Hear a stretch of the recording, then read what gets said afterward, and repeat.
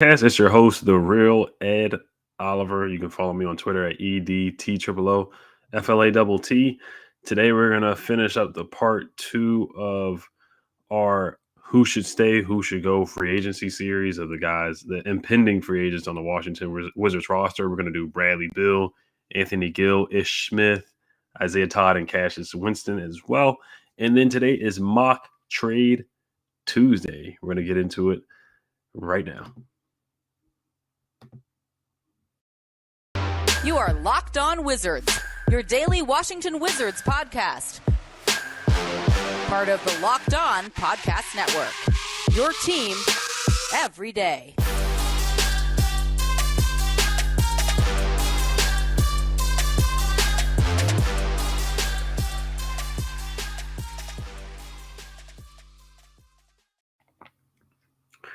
Thank you for making Locked On Wizards your first listen every day. We are free and available wherever you get podcasts.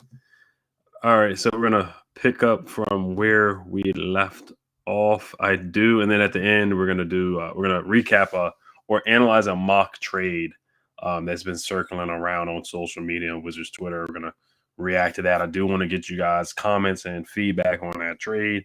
I'm going to say my opinion. Then I'll go over my picks from the playoffs last night. So I was 2 out of the 3. I picked the Sixers to beat the Raptors. I picked the Jazz to beat the Mavs, but they lost. And then, of course, the easiest one was the Warriors versus Nuggets. I didn't stay up and watch that game, but the Warriors went bonkers. Steph went bonkers. Jordan Poole went crazy. And they ended up beating the Nuggets. The surprise was the Jazz losing. But tonight, I'll do that towards the end. But let's start off with Ishmael Smith. So Ish Smith is technically a free agent because the Wizards have a team option on Ishmael Smith. So they can decline that option on Ish Smith and either, start a new contract with him or they can just let him walk. It's one of those options. So right now he's under a 2-year, $9,225,000 contract right now. And if the Wizards do pick up that team option, let me pull that up here, how much it's going to be. About $4,725,000 if they pick up his option in this offseason. So for me, that's the financials on his contract. So for me, Ishmael Smith, I like Ish Smith. I think he's a good locker room guy. He's 33 years old. Will be 34 pretty soon as well. So he's getting up there. He's been in the league for 11 years. He's been on about 12 teams, and it was hilarious to me. Somebody said he was somebody on social media said he was the Ryan Fitzpatrick of the NBA, which is pretty hilarious. Which it definitely you can make that correlation where he's just been a backup point guard for many years. GMs voted him as the fastest point guard in the NBA, and then I do have a stat here that per B-Ball Index, he was one of the top 5 guards in their pickpocket rating metric, minimum of 1,000 minutes. Number 1 in the league was Fred VanVleet for the Raptors. Number 2 was Gary Trent Jr. for the Raptors. Number 3 was Pat Beverly. We know how pesky and energetic Pat Beverly is. Number 4 was Chris Paul, of course, the Hall of Famer, future Hall of Famer. And number 5 was Ish Smith in their pickpocket rating metric. I mean, Ish Smith is just a lightning in a bottle. He's super fast. He is a pickpocketer. He's low to the earth. He's low to the ground. So he's already in, he's low to the earth. So he can just easily pluck the ball out. That's what he does. Him and Sato, they did pick up defensively. I thought we were better with him and Ish and Sato. No knock or disrespect to Neto, but they're just better defenders than Neto. And like I said before, when Neto, started Sato and then had Ish come off the bench, we were just a better defensive team. We started to win more games. He's just a vocal leader. He's a leader on the team. He did well last year in 2021 as well when he helped us make that playoff push. Him and Daniel Gafford have a nice connection as well on pick and roll and lobs. I thought he did a great job with the second unit coming off the bench. And he has done a good job with the Wizards before when he had to start as well. The previous years he was with the Wizards. There was a game against the Timberwolves where he did have 14 assists. He had 9 points, 8 boards, and 14 assists.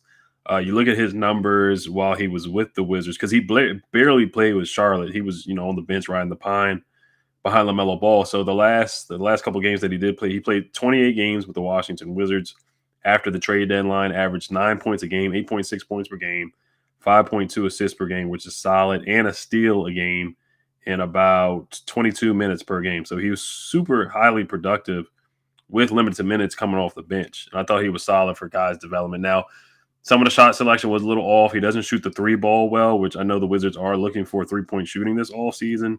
That's something that they want to improve on. Now, he shot 35% from the three off of 1.5 attempts per game, which is not bad at all, which is pretty solid, but he just doesn't shoot many threes, and that's just not his calling card. Now, his calling card is the mid-range game. He will take some tough mid-range games. He'll dribble it around and shoot the mid-range. I remember the Pistons game where he had that nasty sham god where he does have some nasty handles. Every now and then he'll break somebody's ankles.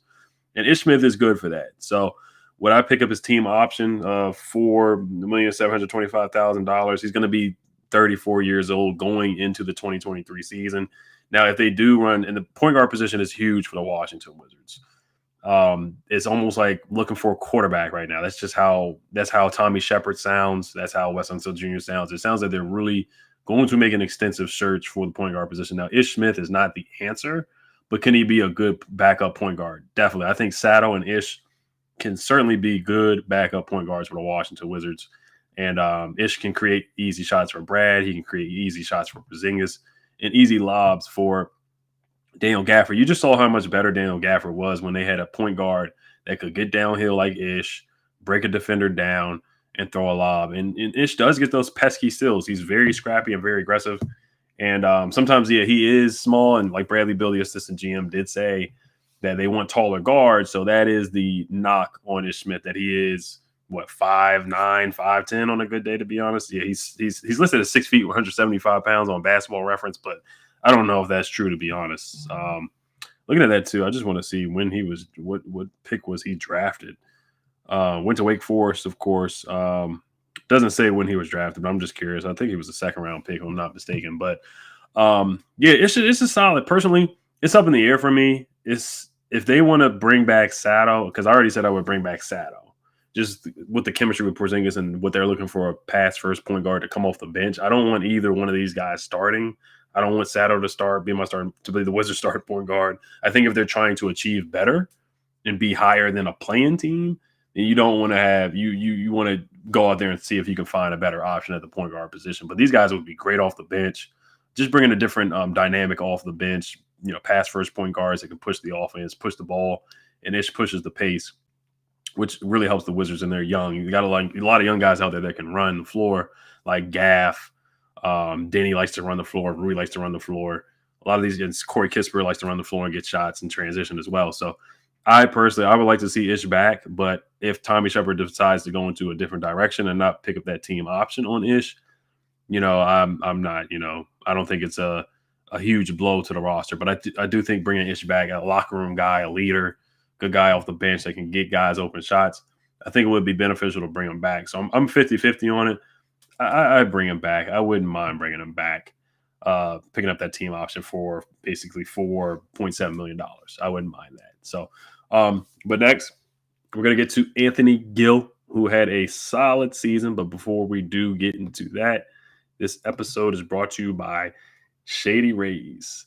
Shady Rays is an independent sunglasses company that gives you the features of $200 sunglasses for a fraction of the price. That means polarized lenses, well-constructed durable frames, and premium high-end finishes. Also something you won't find anywhere else is Shady Rays' insane protection program. Shady Rays includes lost and broken protection on every pair. They will send you a brand new pair if you lose them, no matter what happens. Give them a try, and if you don't love them, you'll pay nothing. It's as simple as that. Plus, 10 meals are donated to fight hunger in America when you shop with Shady Rays. Exclusively for our listeners, head to shadyrays.com and use Locked On to get 50% off 2 or more pairs of polarized sunglasses. That's code Locked On for their best deal of the season. 50% off 2 or more pairs of Shady Rays sunglasses, backed by over 150,000 verified 5-star reviews. So I want to thank you guys for making Locked On Wizards your first listen every day. For your next listen, check out the Locked On Now podcast, nightly recaps of every NBA game with analysis from our local experts. It's free and available wherever you get podcasts. All right, so Anthony Gill. Let's look at his numbers. His numbers, of course, are not going to be crazy because, he was basically the 12th, 13th man on the roster. But Anthony Gill put up some, when he did play, when he got opportunities, I thought he took advantage of that time. Honestly, Anthony Gill, there was a time where Wes Unseld Jr. was playing Anthony Gill just as much as Rui in some games, where he was playing him over Thomas Bryant. You know, Thomas Bryant was collecting DMPs while Anthony Gill was playing, or Anthony Gill was just getting as much or more playing time than Thomas Bryant and Rui Hachimura at times. It was very intriguing, but he ended up averaging 4 points and 2 rebounds per game, played in 44 games.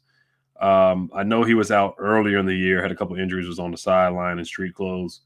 Had two, like I said, had 2 boards per game, 80% from the free throw line, 57% from the field, shot 53% from the 3-point line, only shot 0.6 threes per game. But he was solid, man. And, you know, you hear about his work ethic all the time. Corey Kispert was his workout partner during the workouts and training camp and in the beginning of the year. And Corey Kispert always talked about how hard of a worker Anthony Gill really is. And Anthony Gill had a really good game against the Nets as well when they played in Brooklyn, where he had 12 points and had a really, really good game.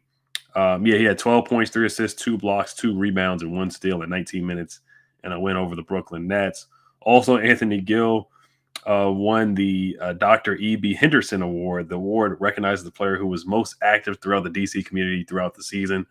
So he is a guy that, you know, Ted Leonsis and Tommy Shepard, that's what they're looking for. They're looking for guys that contribute in the DMV area and the D.C. community. So he fits the bill for that. Went to Virginia, is well coached under Tony Bennett, the Virginia Cavaliers. So personally, this one is pretty quick. He has a qualifying offer. So the Wizards, so he can choose. So another team, they can offer him a contract, but the Wizards are able to match that offer. So let's say the Pistons offer, because right now Anthony Gill, looking at his contract right now, he's 29 years old. We know the story how he came overseas last year, and they picked him up as a lower risk, high reward type of signing. He has a qualifying offer of $2,011,516 this year. So teams are available to match, or teams are able to offer a contract, but the Wizards, they can match the offer. So it's up to the Wizards if they want to match. So let's say the Pistons offer Anthony Gill like $5 million. Are the Wizards going to want to match that? I don't really think so for a guy who's, you know, the 10th, 12th, 13th, 14th, 15th man on the roster. But Anthony Gill, he brought toughness. I thought he was a solid rebounder. I thought he finished around the rim solid at times. He did the dirty work. He was out there guarding stars sometimes. Sometimes he did have to guard Giannis. It didn't always go great, but he went out there and put effort out there. And he was more like a stretch 4 or a stretch 5. That's what he was out there. He was a stretch 4, stretch 5 out there. And I thought he played hard for the minutes that he got. But personally, I'll make this one quick on Anthony Gill. Sure, if a team doesn't offer anything higher than the qualifying offer that is out there, then sure, I'll bring him back. I'd definitely bring him back. But if they're willing to go over that qualifying offer, like say $3 or $4 or $5 million for a year, then I think I'm gonna pass on that one. And then I just want to thank Anthony Gill for his services in DC. So, but the other guys on the list, we're gonna get to Bradley Beal. Of course, he's the biggest name on the list and most polarizing free agent on the list here. So we're gonna get to him. But the other guys that are on the list, Anthony Gill, talked about him. We already talked about Howell Neto. Cassius Winston will be a free agent this year. Now, Cassius Winston, I don't have any numbers or stats much to talk about him because he played in the last 2 games. I didn't watch much of the G League at all, to be honest. But Cassius Winston, you know, he's a young guy. He's 24 years old, went to Michigan State, was a scoring guard out of Michigan State. I'm a Maryland Terps fan, and he really hurt my Terps a lot. My Terps, we beat up on Michigan State a couple times. There was one year where we beat him like twice or 3 times in one year, or we beat him. It was Anthony Cowan. We beat Michigan State in Michigan State with Jalen Smith. And then Cassius Winston came to College Park, and he hit like a basically almost longer than a half-court shot. And Michigan State beat Maryland in Maryland. But all that aside, let me get back to the topic here. Cassius Winston, if you want to keep him on the roster, sure, that's fine. Keep him in the G League, let him develop. But the last 2 games, just to critique, the next game he didn't play great. He did foul Emmanuel quickly. Emmanuel quickly hit an and 1 3. And then also Obi Toppin spun off of him. and had an alley-oop dunk. So Cassius Winston didn't look too great. Also looking at some of the other G League guys, Isaiah Todd, he's under contract till 2025. So I'm not going to talk about him just yet, but Cassius Winston is a free agent technically this offseason. So like I said, he's just more of a developmental guy, maybe a two-way guy. See what you can do with that. See how you can develop him. But let's get to Bradley Beal, of course. But before we do get to that, this episode is brought to you by Built Bar. Have you tried the Puffs? If you haven't, you're missing out on one of Built Bar's best tasting bars. Puffs are the first ever protein-infused marshmallow. They're fluffy. They're marshmallowy. They're not just a protein bar. They are a treat, and they're covered in 100% real chocolate. All Built Bars are covered in 100% real chocolate. Yes, Puffs included, 100% real chocolate. Low calorie, high protein. Replace your candy bars with these. They are better. A typical candy bar can be anywhere from 200 to 300 calories. Go to Built.com and scroll down to the macros chart. You'll be blown away. High protein, low cal, high fiber, low carbs.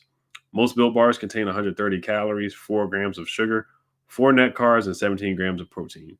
Compare that to a candy bar, which usually has around 240 calories, 30 grams of sugar, and dozens of net carbs. At Built Bar, they're all about the taste. They make it delicious first, then figure out how to make it healthy. And I don't know how, but they pull it off every time. Go to Built.com, use promo code LOCK15 and get 15% off your order. Use promo code LOCK15 for 15% off at Built.com. All right, so let's get to Bradley Beal here. I think we've talked about Bradley Beal basically the whole offseason, and he is going to be eligible for a max extension. That extension is 5 years, $242 million. I've heard 250 million as well. So I mean, 35% of the salary cap, Bradley Beal is going to be eligible to get that, the Supermax extension. So Bill, he's eligible to sign a 5-year deal worth upwards of a projected $245 million. So we heard about Tommy Shepard in his presser, what he said, quote, Tommy Shepard, with the way that the NBA calendar is set up, we can't do anything earlier than July 1st. Tommy Shepard says, I can just go off of 10 years of a relationship with Brad. I think he feels comfortable here. We certainly feel comfortable with him here. It's a good fit. And then also Tommy Shepard says, I feel every indication he's given me is that he wants to be here moving forward. I stick to the 10 years of confidence I have in the relationship we've had. It's a lot of time, a lot of equity, and a lot of conversations. I feel that we've shown this is a place we can build around him. I think he's shown to the community here that when he's healthy, he's one of the best players at his position. Those are hard to come by. All right, so those are just some quotes I wanted to read about that Tommy Shepard said from his presser that indicates that 100% that Tommy Shepard wants Bradley Beal back. Ted Leonsis wants Bradley Beal back as a Washington Wizards. They're willing to pay him that max extension. They're willing to pay him 35% of the salary cap. They're willing to listen to him on what moves he wants to make, as assistant GM. As the NBC Sports Washington postgame show, he talked about what he wants on the roster or what he thinks would make the roster better. Dogs, taller point guards, better shooters. So everything, and then the presser during the middle of the year where he had the cast on his arm and he had the skull cap or the winter cap on, the kind of the random presser that they had a couple days after he got injured in the trade deadline, or a couple weeks after. He says somebody asked him if he's leaning towards staying here, and he said that's fair. That's fair. Very calmly saying that that's fair to stay and get a 5-year, $245 million contract. Bradley Beal is the most calmest guy in the world to get a max extension like that. He's just such a chill guy. But yeah, I mean, Bradley Beal, it sounds like he wants to be here. He has $245 million reasons to stay with the Washington Wizards. Now, Al Galdi, who was on the show the other day, the Wizard, he said basically what we all been saying is that the Wizards, they really, really want Bradley Beal to come back. And Al said, why it should be the other way around. Bradley Beal should be the one wanting to come back and get that 5-year, $245 million contract. Now, Bradley Beal is a 3-time All-Star, been in the league for 10 years, all NBA player, but this last year was super underwhelming. And the thing is about the max or super max is you really just want to give that out to a guy. You want to give that contract out to a guy who's a number 1 option, not a number 2 option, or a guy that's a leader that can make guys around him better, or lead his team to a championship, and not just if he's the best player on the team, what's the ceiling of the team? Right now with Bradley Beal is the best player on the roster, our ceiling, you just don't see a championship in the foreseeable future unless you do add more pieces around him. And how can Tommy Shepard maneuver the cap and get guys to come here and get another star in here? Because they obviously need more than what we have right now. So that's the question mark there. Bradley Beal in a contract year didn't play well either, and of course got injured and missed majority of the season. But he had career lows in a lot of stats here. 23 points per game after scoring 31 points a game the year before, and almost winning the scoring record, making All NBA. Then had 30 points a game in 2020. Also, he had a career high in turnovers, 3.4 turnovers per game, and then also the clutch. The clutch is just disturbing to me. How many turnovers he has in the crunch time in the last 2 minutes of the game. If you are going to be a max or a super max guy, you have to be the deciding factor between wins and losses. And I think a lot of times this year, he wasn't the factor whether we won or lost games. And that was concerning to me. And I know there was a lot of new guys on the roster. There was big trade with a lot of guys that, needed minutes, were fighting over minutes. And it was Bradley Beal, and it was a lot of starters on the roster. There was no other star on the team. There was no other all-star on the roster. Everybody was a solid starter, but everybody respectively is like a fifth or sixth man or a number 3 option on the roster. Bradley Beal's more of a number 1, number 2 option on scoring, but everybody else was kind of a mid-tier player. That's the thing. And everybody was trying to find their minutes, trying to find their fit. Didn't fit well with Spencer Dinwiddie. And then a lot of guys were just fighting over minutes and fighting over the basketball as well. Just one basketball go around, and everybody wanted their shot. So it just went south really badly. But like I said, the biggest concern for me is in clutch. Can we rely on Bradley Beal to step up and win big games and hit big shots? And a lot of times, he was tripping over his feet, falling and sliding. And then there was the stat against when we played against the Detroit Pistons, when Kyle Kuzma hit that clutch shot, there was a stat that said, Bradley Beal was the league leader in turnovers in the clutch. And the clutch is really the last 2 minutes of a game where both teams are, within 5 points. The game is within 5 points last 2 minutes of the game. That's what they define clutch is. And there's a lot of times where we have seen, there was ridiculous in that Pistons game where he threw the ball at back court. So that's just the critique on Bradley Beal that I have.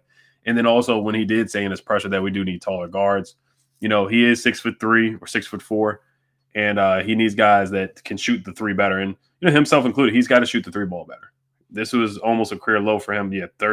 Shot 30% from the 3, which was a career low, and that's just not like him at all. I know some of the excuses were the basketball, but you can only use that for so long because other guys started to shoot the ball better as the season went along. Played in 40 games this year, 45% from the field, 30% from the 3, which was a career low, like I said.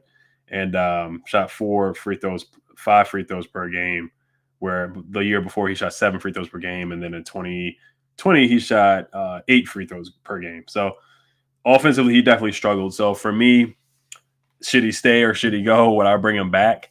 I would bring him back. I would bring him back unless there's a trade offer that wows me, a sign and trade deal or something, and say you're just going to get a haul of picks and a solid player back. That's the only way I could consider it right now. I know a majority of Wizards social media and fan base would like to see the Wizards go in a different direction and rebuild and blow it up.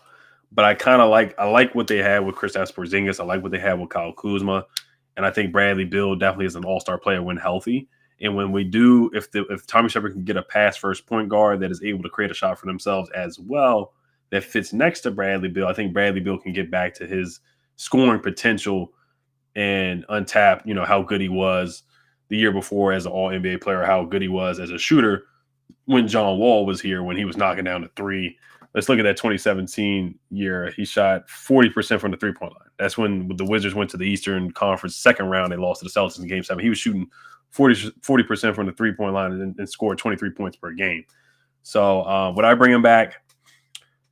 I would, but at the same time, if there is a trade that knocks your socks off, sign and trade, I'm definitely 100% fine with that. And that brings me up to the mock trade from, this is coming from, so my wife saw this on Yahoo, actually. That's the funny thing about it. She sent it to me, and it was circulating around on social media as well. But I'm going to bring up the mock trade here. So this is from Yahoo also, where it includes the Portland Trailblazers, 2 packages to send Bradley Beal to the Portland Trailblazers. So I'm gonna read out the first one. Mock Trade Tuesday. I hope everybody enjoys some Taco Tuesday if you're gonna have tacos tonight. But this is Mock Trade Tuesday on the Locked On Wizards. The first trade, which I don't like at all, it says Eric Bledsoe, Josh Hart, a 2022 first round pick, a 2025 first round pick, a 2022 second round pick that from Memphis, and a 2025 second round pick from Detroit. And the Blazers get Bradley Beal. The article says in this package, the Blazers are hoping draft capital is enough to pry Bradley Beal away from the Washington Wizards. Given that they surely be rebuilding in this scenario, they may be right. After all, that 2022 pick is top 10 protected. That gives the Wizards a chance to add a blue chip prospect in addition to their own 22 lottery pick. That gives them a head start on the tedious process of rebuilding an NBA team. All right, so yeah, as far as the pick, yeah, I like the pick, but Eric Bledsoe, I definitely pass on that. I think that's just to match salaries. Josh Hart, I do like Josh Hart, but that's just not even close to the equivalent of Bradley Beal's scoring ability and just how good Bradley Beal is. You know, Josh Hart is just not near that. No, and Eric Bledsoe's not. None of these guys have made an All-Star game. None of those guys have made an All-NBA. So, and I know Bradley Beal's trade value has gone down because he did not play well. But I'm sorry, you can definitely get more than that from the Blazers or from any roster. Last trade, this one I actually don't mind. I'm not against it at all. I'm not against this at all. This one says the Washington Wizards receive guard Eric Bledsoe, which I'm not high on getting him. Guard Anfernee Simons through a sign and trade, and a 2022 first round pick from the Blazers. Now, I do like this. I actually like this trade because the reason why I like it, I'm very high on Anfernee Simons. Anfernee Simons, he has a very bright future. I do want to bring his numbers up. He shot 40% from the 3-point line, and he's a most improved candidate as well. He's only 22 years old. 22 years old. So the guy's only getting better. 6'3", 22 years old, was the 24th pick in the first round of the NBA draft a couple years ago. Had 3.9 assists and 2.6 rebounds per game. Averaged 17 points a game. The year before averaged 8 points a game. So Anfernee Simons, and also when he played against the Wizards, I thought he outplayed Bradley Beal, and the Blazers beat us as well. He was virtually unstoppable. And he's shooting 8 threes per game. So he's shooting 40% from 3, shooting 8 threes per game. The year before that in 2021, shot 42% from the 3 as well. And that's if Bradley Beal, if he requests a trade, then you kind of have your hands tied and you want to do a sign a trade, he would play with Damian Lillard. It would kind of be Damian Lillard and CJ McCollum 2.0. But honestly, I'm not standing on the table saying that's a great trade. I think I would give that trade like a B- grade or a B grade. But honestly, I like Anfernee Simons. I love his upside. I love how he can, get his spots and finish around the rim. He's a great shooter. He's a three-level scorer. I think he's a bright future. He's only 22 years old. He's only getting better. I think he's barely scratched the surface of how good he can be. I think he's a future All-Star. I really think he can be a future All-Star. There were some games where he really took over the games, like I said, against the Wizards, where he was virtually unstoppable. And he's an athletic finisher around the rim as well. So he just has a lot of upside. And I think if he comes to the Wizards, and let's say we do get that first round pick, let's say that pick turns into a top 5, top 4 pick, and somehow we do get Jaden Ivey, that would be a ridiculous future for the Washington Wizards. So that's my thoughts on it. You guys can leave your thoughts down below. I see a lot of people had different opinions on it. A lot of people thought it was a terrible trade. But in my opinion, if you're going to get Anfernee Simons back and a first-round pick, honestly, and Anfernee Simons, most likely, I think Anfernee Simons, the way his trajectory, only being 22 years old, I think he'll definitely average at least 28 points per game in one of his seasons, or at least 25 points per game in one of his seasons before it's all said and done. So the guy, he's still very lean and he's still filling into his body as a young man. And I think he's going to get even stronger and get in the weight room and even more. And he will be a force to be reckoned with in the NBA as a 3-level scorer. And he'll probably become, I think he'll become a solid playmaker in the league as well. So I'm very high on Anfernee Simons. So that's why I don't mind the trade at all. Eric Bledsoe, I'm not high on. If it was Anfernee Simons and Josh Hart and a first round pick, I would definitely love that trade. I'm not going to say I would love the trade, but I would like the trade. Anfernee Simons, see him playing with Kuzma and Porzingis as well. And you would still be able to compete because I think Anfernee Simons would be a good option. He's still not a number one option yet, but I do think in a couple years he can blossom and become a number one option. So I just want to thank you guys for listening once again. Those are my thoughts on Mock Trade Tuesday. I'll try to bring one up from somewhere next Tuesday. But just want to thank you guys for listening. Making Locked On Wizards your first listen every day. Now make your second listen Locked On NBA.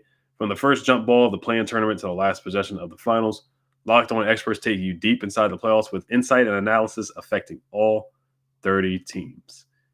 Hail to the Wizards.